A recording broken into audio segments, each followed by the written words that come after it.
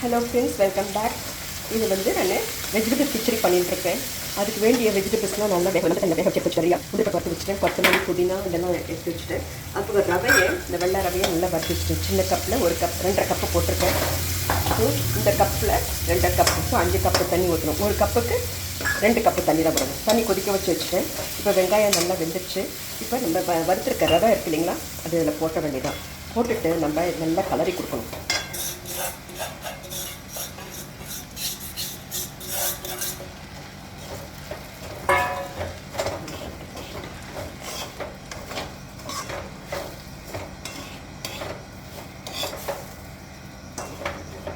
இப்போ அதுக்கு தேவையான உப்பு போடுறோம். ஒரு கப்புக்கு ஒரு ஒரு ஒரு டீஸ்பூன், 2 கப்புக்கு 2 அது போடுற தண்ணி போட்டால் கொஞ்சம் போட்டுக்கலாம். நீங்கள் ரொம்ப உப்பு போட்டால் எடுக்க முடியாது.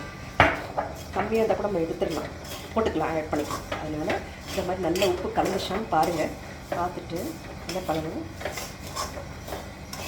இப்போ வந்து இந்த வெந்திருக்க காய் இருக்குல்ல, அதுக்கு மேலே நம்ம என்ன பண்ணலாம், இந்த தண்ணி நான் 5 கப்பு தண்ணி நல்லா கொதிக்க வச்சுருக்கேன். தீயை சின்னதாக ஆக்கிடுங்க, இல்லைன்னா மேலெல்லாம் தெளிக்கும். ஸோ நல்லா உப்பெல்லாம் கலந்துருக்கும். இப்போ வந்து நம்ம 5 கப்பு தண்ணி ஊற்றுறோம்.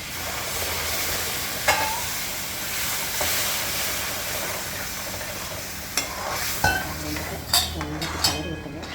அதுக்கப்புறமா இந்த காய் வெந்திருக்கு இல்லைங்களா, அதுவும் அதில் அப்படியே போட்டுடுங்க. அவ்வளோதான்.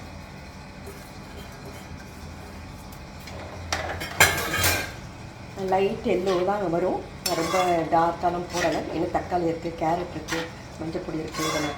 ஸோ உப்பெல்லாம் போட்டாச்சு. இப்போ நீங்கள் செக் பண்ணி பார்த்துட்டு இந்த டைமில் நீங்கள் எல்லாம் செக் பண்ணி வேணுன்னா போட்டுக்கலாம். கூட கொஞ்சம் வேணும்னா கொஞ்சம் தண்ணி வேணுன்னா விட்டுக்கலாம். ஏன்னா ரவை கொஞ்சம் இருக்கும். இருக்குன்னா காய்கறிலாம் வெந்துருச்சு. அதனால் இப்படியே மூடி வச்சுருங்க. ஒரு 5 மினிட்ஸில் சின்ன தீயில் நல்லா வெந்துடும். வெந்த பிறகு கொஞ்சம் நெய்யை போட்டு இறக்கி கொத்தமல்லிலாம் போட்டு இறக்க வேண்டியது தான். தேங்க்யூ.